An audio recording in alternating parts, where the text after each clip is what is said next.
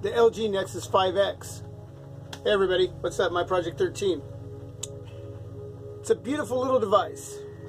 There's things I like about it, there's things I don't like that I would probably change, and I'm going to go over those right now. And I'm going to want you to give me some feedback, some responses on what else you would like me to do with this device, because I will be returning it to Google. It is within the 15-day return policy.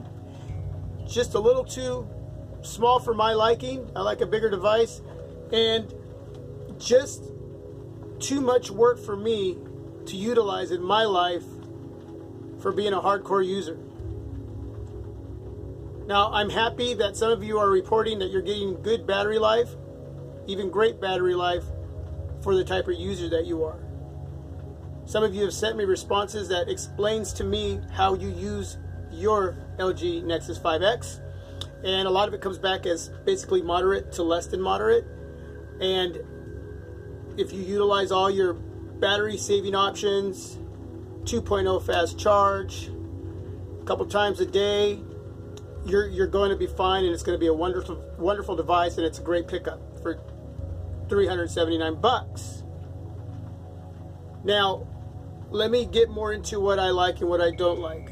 Obviously, I just talked about the battery life for me. My opinion, in my own personal use, what it is for you, and it's a thumbs up, then great, I respect that. For $399, I can get the Moto X Pure Edition 2015, and the battery life isn't that great on that device either, but it's better than this device for me. Okay, so I don't have to struggle with that device that much, and I don't have to sacrifice that much for that device like I do this device.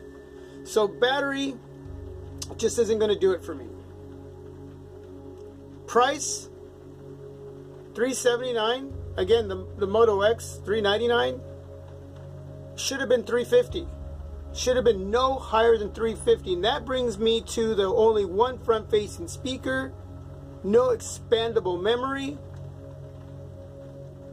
$350 would have been a fair price. This is a 16 gig variant. I'm going to tell you that it is hard to work with 16 gigs. My suggestion, I would pick up the 32 gig. Now you're going to pay more than you would the Moto X. That already has expandable storage, that has two front-facing speakers, and battery life is that much better than this guy right here. So, what do I like about this device? I love the shape, the body build, the color. Even though you tease me about that, I like the color. I like the protruding little camera. I like the way the dual flash laser autofocus. Fingerprint scanner. Hey, thumbs up to that fingerprint scanner. Love it. First time ever using that. Great. So, yeah. Let me mention something about the camera. Great front-facing camera, video shooter. Great back camera. 1080p. It's got slow-mo, 120 frames per second, and it's awesome. Great low-light pictures. I posted some. Great dusk pictures when the sun's going down. You know, when I put up those pictures, there was no sun and it was cloudy, but you saw them. A lot of you liked them. Does the one front-facing speaker suck? No. For being on front, it sounds good. It's fine. It's not going to be like having the front dual speakers.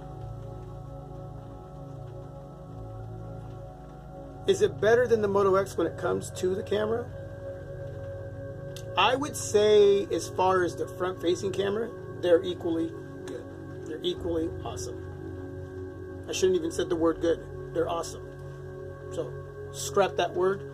The front-facing cameras on both the Moto X and this device are good. So yeah, if you want this device and you're looking for a good front-facing camera, video shooter, good. The back camera is better than the Moto X, and that is just my opinion. That's not saying that the Moto X doesn't have a decent camera.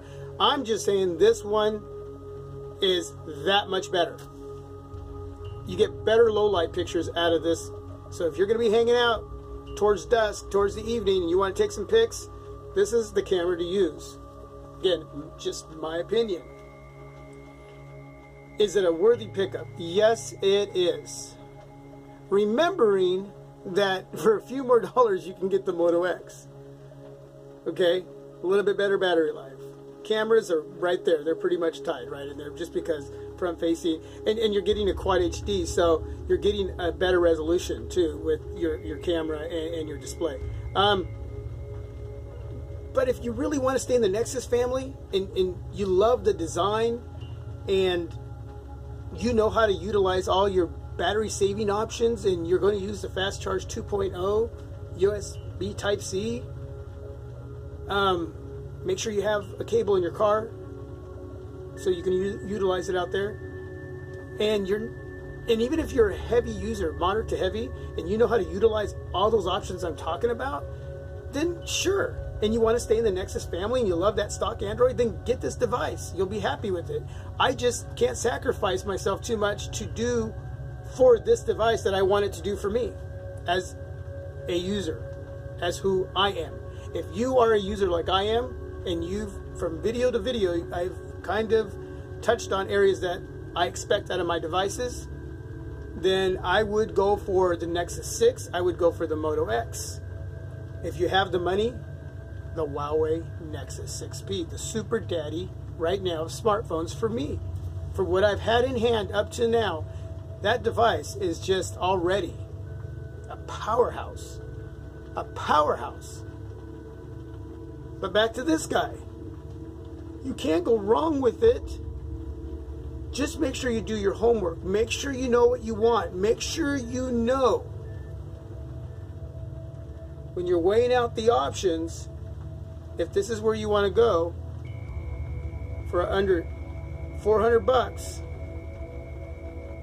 a device that I thought should have only been $350. If it was $350, I wouldn't even mention the Moto X. Well, yeah, I would have probably, but it wouldn't be so dramatic because for just a few more dollars, you're getting so much more. And if you're going to go up to the 32 gig variant on this device, you might as well go for the Moto X. But I know that every user out there has different wants and different likes or different loves when it comes to devices. And for some of you, you're shaking your head and going, no, but I really love the LG Nexus 5X because I have it in hand and it's great for me. Or I really love and want to have that device. And you know what? For $379, and you're going to utilize all those options I talked about, and maybe you're not very heavy user, or maybe you are, but again, it's all about those options, then pick it up. It's a good device. It really is. Okay? It just doesn't fit my lifestyle. That's just my opinion. I don't hate it. I like it. I like it. It's a sweet little device. This will be perfect for my wife. Perfect for a lot of people I work with. Got a lot of compliments on this device at work. I work with over 300 some employees and they were fascinated by this device. Most of them don't know anything about unlocked devices, so they're like, wow, what is that? And so you know me, then the conversation starts and there I go. Welcome to my Project 13. So yes, it's a good device. If you really want it, pick it up.